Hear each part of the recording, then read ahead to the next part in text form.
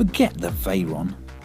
After driving the new Bugatti Chiron, there can be no doubt it is the ultimate hand in a game of top trumps. Its statistics will make your head go light. It has an 8-litre engine. There are 16 cylinders, and forcing more performance out of those cylinders is not 1, not 2, not even 3, but 4 turbochargers. The result is an engine that puts the hyper into the car. On top of the engine, Bugatti has helpfully stamped its power output, 1500. This is my first time in the new Bugatti Chiron, and we're going to find out what it can do. So the first thing that is impressive about the new Chiron is its suspension. It glides over cobblestones, and the car is so easy to drive that I kid you not, my grandmother, who is 95 and alive and kicking, could drive it to the shops and back. It's that easy to drive. The gearbox is really smooth. It's really nicely measured in drive. What the car wants to do is just take you along on the torque. Whereas you don't need to worry about changing down the gear, you just let it get on with it. Oh, you can feel it kick you in the back, there's a noise, and all hell breaks loose!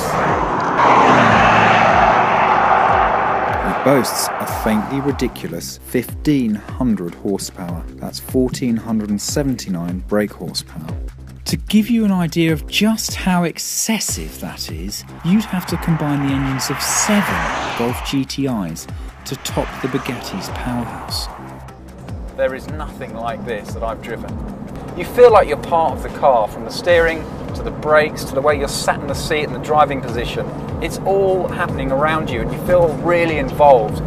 It's a great achievement. This doesn't feel like a huge tank that's just going to steamroller down the straights and then tiptoe through the corners, which is what I've heard about the Veyron. It feels like a proper sports car. It feels alive. Like the Veyron before it, the engine remains partially uncovered.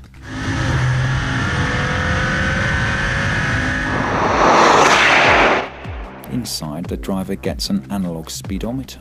It looks beautiful, but more importantly, it gives children peering through the window a view of this car's potential.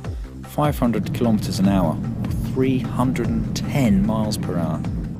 It's reassuring to find that the visibility out of the Chiron is better than many family cars. It's relatively practical. There's a boot in the front. I mean, they really have thought of everything. I cannot wait for Bugatti to go for the top speed run and try for their world record. It is going to be something special. 270 miles an hour, 280. It's going to be absolutely sensational. I'm just taking the car back now, and I have to say, I don't want to give it back. I want to head to the nearest racetrack. I want to see what it can do in drift mode. I want to see what the brakes are like after lap of punishment. I want to see just how much fun, how playful it can be, because it feels on the road like it could be a lot of fun. But that will have to wait. That will have to wait for another time. Bugatti says we'll be invited back to put it through its paces on a track soon. Even so, the Chiron has done more than enough to leave us in awe. Bugatti has taken another giant leap forward, showing what man and machine are capable of achieving.